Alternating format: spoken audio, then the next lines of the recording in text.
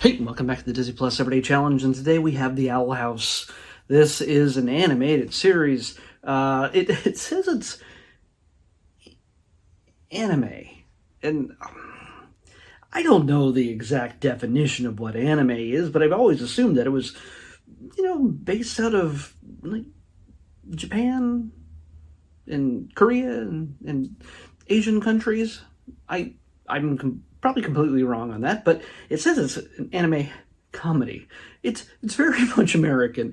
Dana Terrace is maybe an Asian name, but I doubt it. I don't know. It doesn't sound very Asian, but either way, it doesn't really matter. It's an animated series, which is what anime is. So don't tell me I'm wrong on that.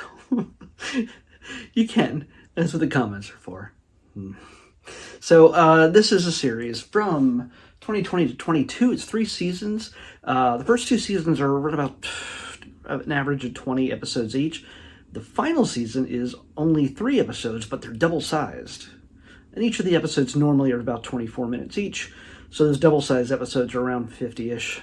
So somewhere around there. A little bit more. This is absolutely a comedy. It is very much a big fantasy story. But it's mainly about a real world teenage girl named Luz, Luz. It's Latin. She is a bit of a troublemaker, but not intentionally, not in any way that she means to anybody harm or anything, but her imagination gets the best of her a lot of times. And when she does a book report, she really goes deep on it.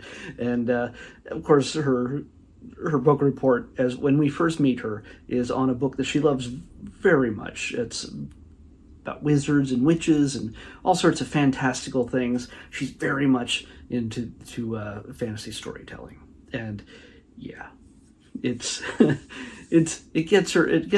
puts her in the principal's office, and let's say mom is doing her best, and mom decides, you know what, it's time that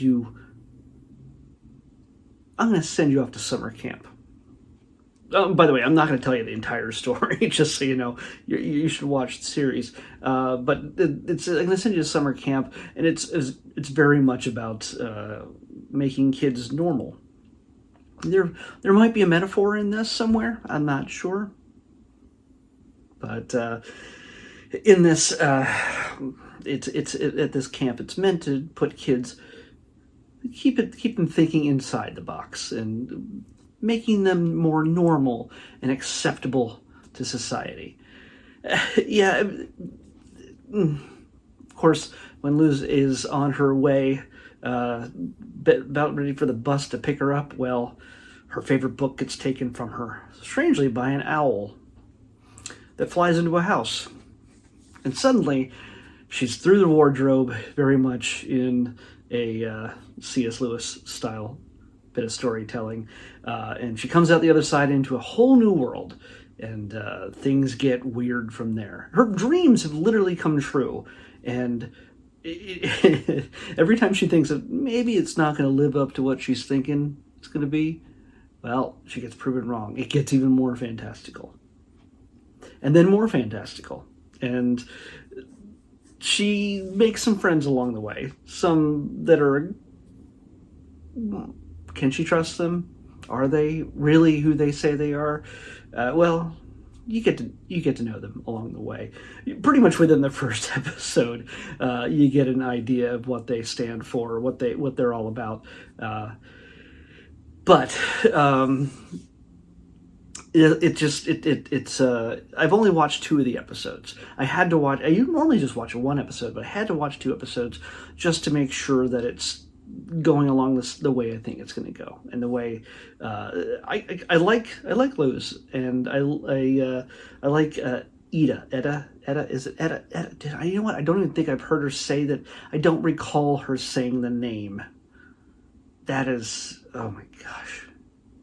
All I know is that every time I heard her speak, I heard Wendy Malick, because Wendy Malick is the one who provides the voice. Wendy is an actress she's a character actor who's just done tons and tons and tons of TV and movies over the years. If you hear her voice, you'll be like, most people my age and younger, most people will recognize her from something. If you saw her, yeah, you'd be like, I've seen her in something, some of my favorite stuff. She's good people. So Wendy is Etta, seriously, do I not remember this?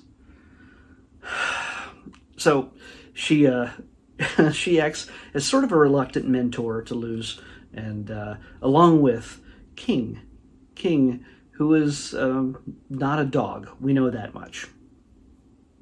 He's kind of looks like a Pokemon, but a certain Pokemon. But we'll not get into that. That's not what he is. But he is voiced by Alex Hirsch. So if you know who Alex Hirsch is, by the way, it's because you've watched Gravity Falls. He plays Seuss and Grunkle Stan. So yeah. So the voice sounds nothing like those characters, but yeah, you realize that it's the same guy. By the way, our main character, Luz, is played by Sarah-Nicole Robles, and so yeah, that rounds out our main cast so far. I understand that this grows quite considerably. As I said last night in the last episode, that when I've known about Owl House for a long time now. I've been wanting to watch it because I've heard a lot of great things about it, and it's has I won't even call it a cult following, but it's a pretty solid, almost mainstream following. There's a lot of big fans for it, and I think that people really were upset when this sort of ended suddenly. But maybe it's not all gone. I don't know. Again, experts out there know a whole lot more than I do. I'm a newbie on this. So I enjoyed it. It's the kind of thing that I'm going to add to my list, but I know I'm never going to get around to watching it soon enough. So it's on my watch list. Luz is entirely enjoyable and relatable.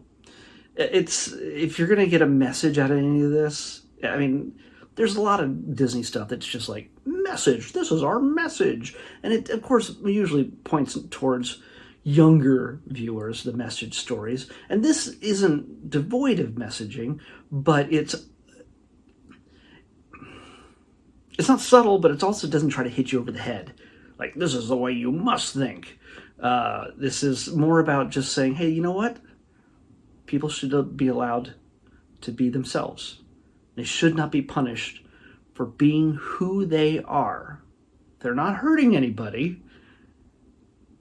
They should be allowed to be as weird as they want to be, or seen as weird. They own the weirdness. They own their weird aesthetic, their weird. They own what people consider them to be, which to them is very much normal. And to me, weird is never a derogatory statement. That is a badge of honor that people can wield or wear as they see fit. So yeah, if you're one of those kids who's always grown up, or you're one of those adults who is still very much weird, very much different, and very much loving all things fantasy. One of the great things about this, I mean, this is definitely for you, but one of the great things about this is along the way, even through just 2 episodes, I realized that Luz is getting to indulge in her more fantastical weirdness, and there are moments in this that are surprisingly visually unsettling. The griffin that barfs spiders, yeah, that's a little bit weird, and that's awesome. But it's the kind of thing that if I don't want to spoil anything. I know some things about this, and I'm not going to spoil it. So I'm just saying this is a big fantastical adventure. Each of the episodes are self-contained, but I see growth happening here. And what I was trying to say is that while Luz is getting to indulge in her more fantastical nature, all the things that she loves, she wants to be a witch or a wizard's apprentice and get a magical staff and have all these magical totems and go on a quest and everything else. She wants to do all these fantastical things she's read in a book. But at the same time, as she's doing these things, she realizes she's getting a little dose of reality, that everything isn't always what you expect it or want it to be, and that you kind of, in some ways, have to balance the two while not neglecting who you are, not neglecting who you want to be. And that quest is your life. And most of us don't get to live in, do it in a fantasy land. A lot of us have to do it in the real world. I have a feeling Luz is going to grow a little bit throughout this, discover some things. And yeah, that's all I can really say. I know I've said too much, and I know too little about this show, and that's all right. That's what the journey is about. Discovery. Let's pick tomorrow's episode and discover what that'll be. 5. All right. Towards the very beginning, it'll be an A or a number. 5. It's an A. Oh.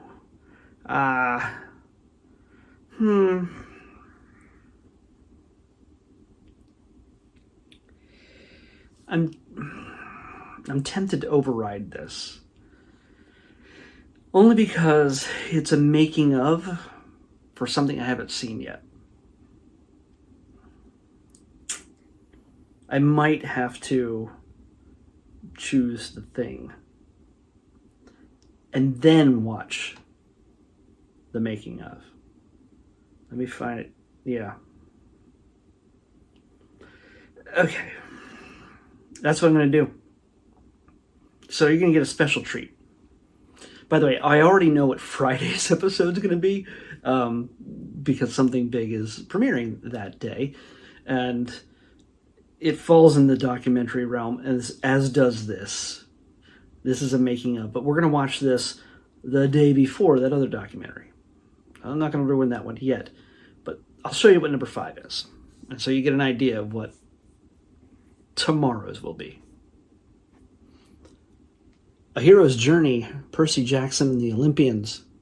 Yeah, the making of Percy Jackson and the Olympians. Which means that tomorrow, before we watch the making of, and hopefully it doesn't spoil anything, because I can't watch all...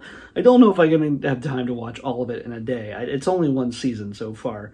But at number 198 is Percy Jackson and the Olympians, of course. So that's tomorrow. Percy Jackson and the Olympians, the Disney Plus series, not the films, the Disney Plus series. Percy Jackson and the Olympians is what we're watching next. Then, after that, the making of A Hero's Journey. So, Percy Jackson and the Olympians. Percy Jackson and the Olympians on the next Disney Plus Everyday Challenge. I'll see you back here tomorrow with that. More fantasy. Yay.